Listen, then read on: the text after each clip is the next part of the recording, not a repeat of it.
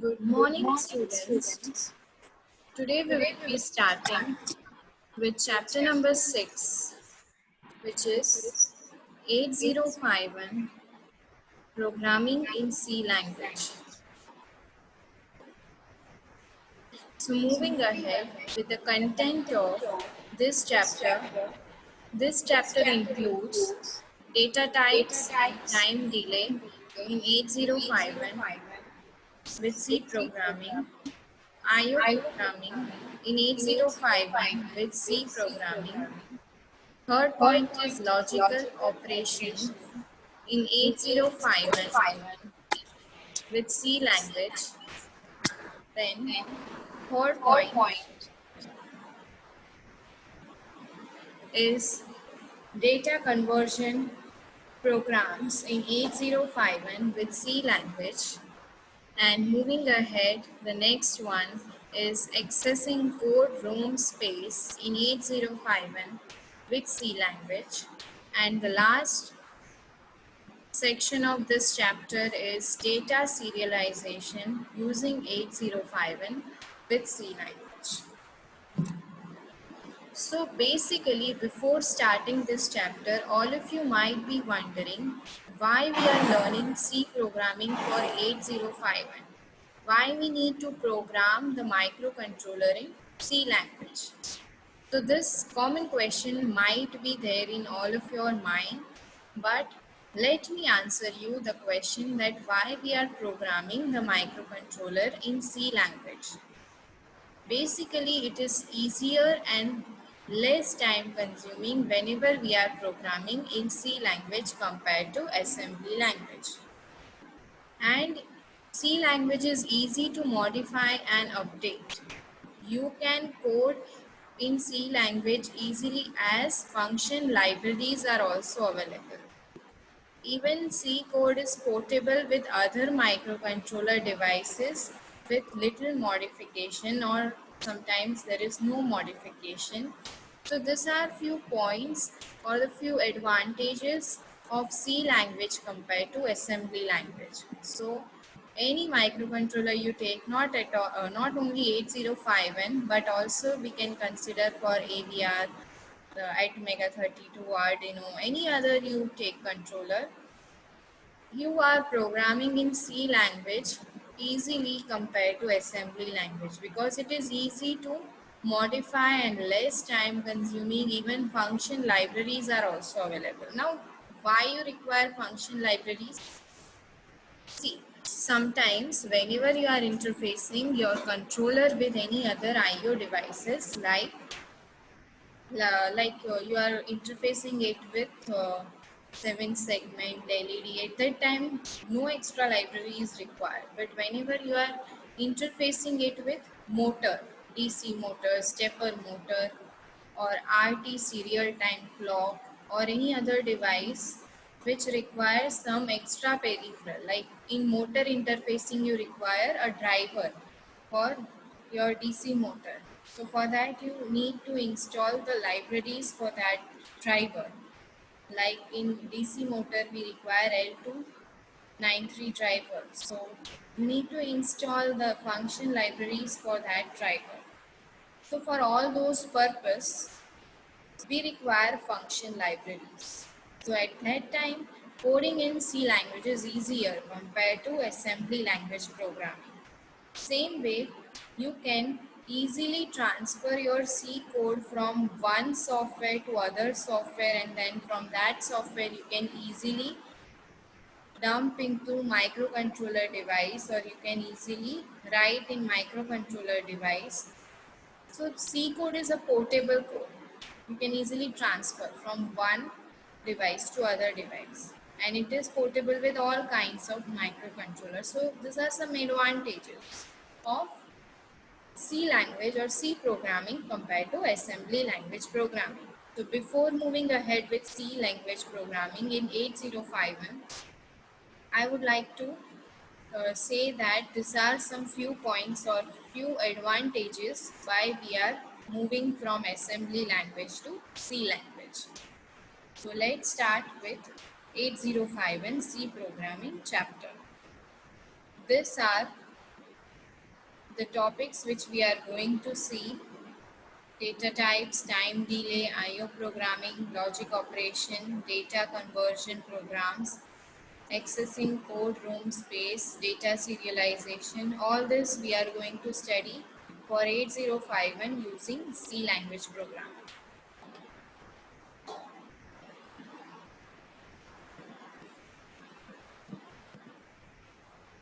So these are the reasons why we study C programming. Now let's start with the execution, or let's study the flow of any code. How the sequence of code runs from one statement to another statement. So just look over here. The first diagram is for the sequence diagram. From one statement to second statement up to n number of statement, the execution will work one after the other. So this is first pattern of code. We are discussing the type of writing code. These are the three types of writing code. Sequence of code can be written in three ways. First is in sequence form. One after the other it will be executed.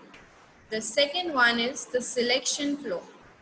In selection flow, once the condition is satisfied, then it will shift to, or it will jump to the next statement. Otherwise, it will go back to the previous statement from where you started your condition program. So the second one is the selection code. Selection code here based on the expression. If that condition is satisfied, if it is true, then it will jump to statement 1, or else if that condition is not satisfied, then it will jump to statement 2, and after that it will go in another execution. So this is kind of selection code. It will select based on the condition fulfilled. And the third one is the repetition code. In repetition, once the condition is satisfied, it will again go back to the statement which we are executing, and then again start checking whether the condition is still fulfilled or not. So this is a kind of looping sequence. Until the condition is not satisfied, it will go on running.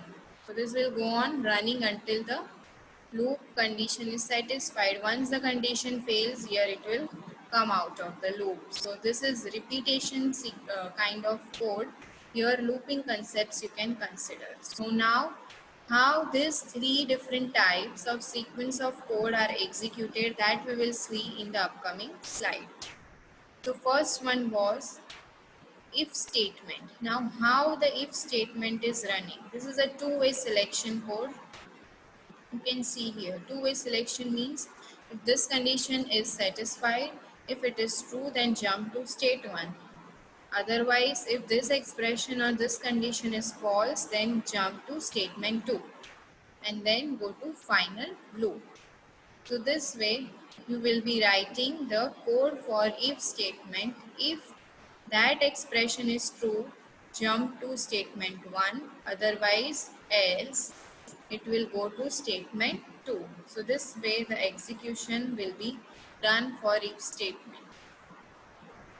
Now the second type of selection is switch statement. In switch statement, we are having one expression which we are writing in bracket of switch statement, switch inside bracket expressions.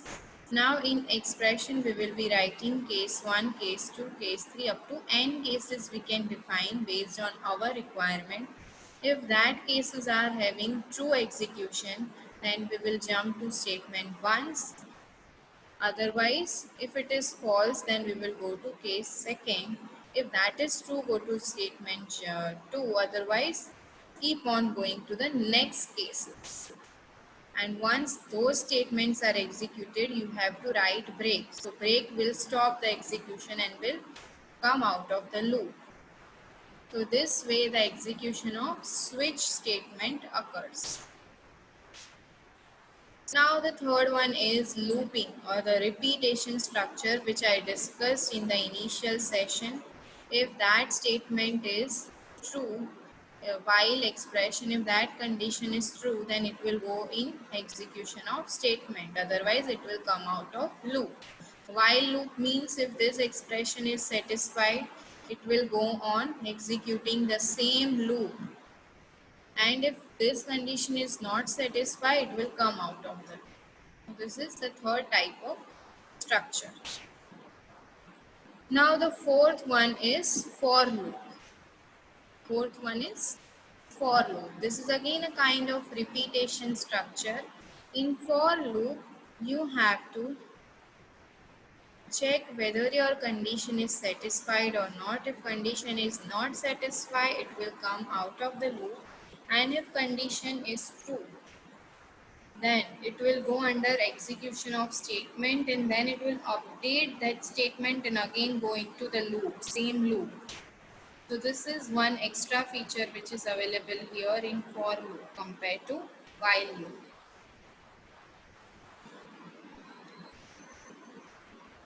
Now, how the translation of C language and assembly language is working.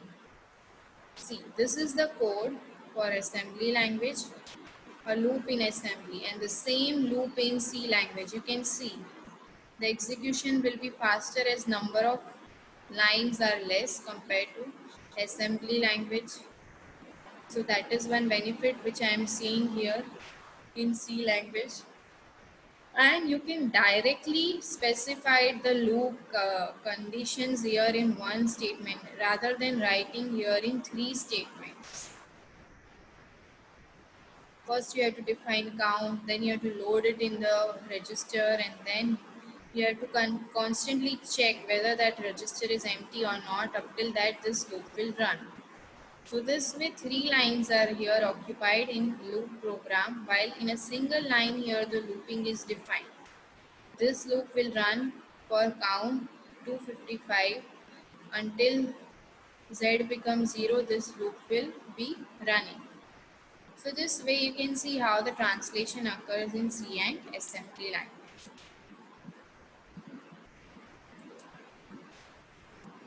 Now we will be starting with our first topic. First topic is data types and time delay in 805.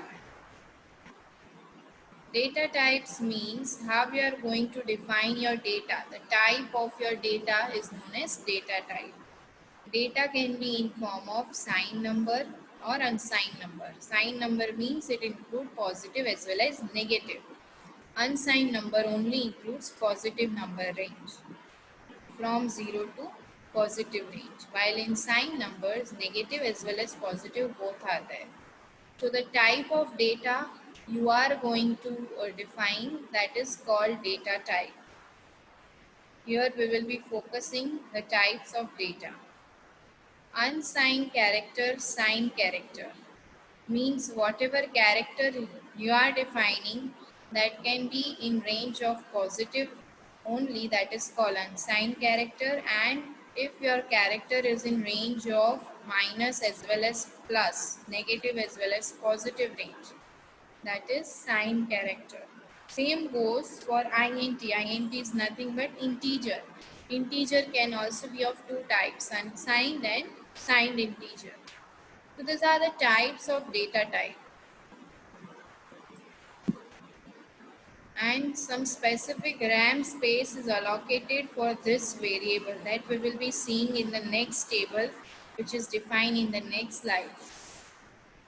SFR is your special function register, and in SFR you will define data type as bit.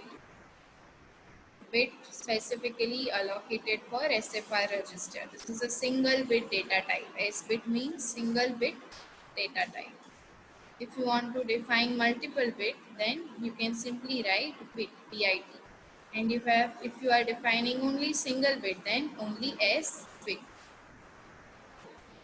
So these are some widely used data types in 8051 C programming. First one is unsigned character. Unsigned character is having range of 0 to 255, and the size of this unsigned character is 8 bit. Second one is signed character. Signed character size is 8 bit. Data range is from -128 to plus 127.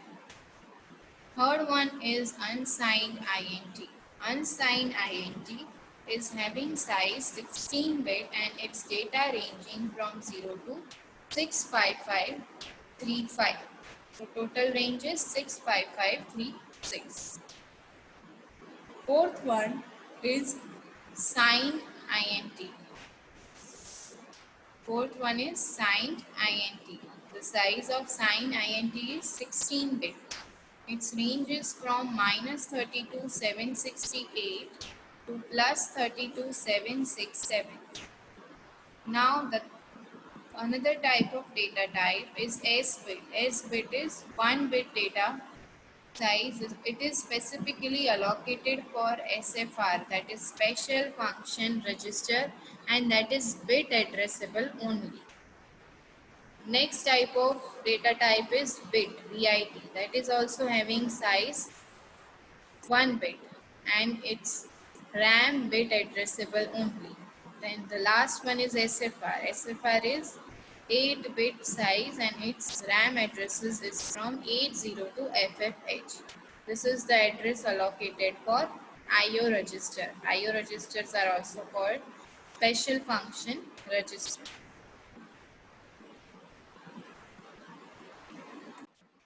So today in this session we have started with C language programming and we have seen the basic data types and how to write a C programming code and why we are shifting from assembly language programming. In the next session we will move ahead with this chapter. Till now revise this whatever we have studied it. Next session we will see in detail all the data types which are used for 8051 C language programming. Thank you very much.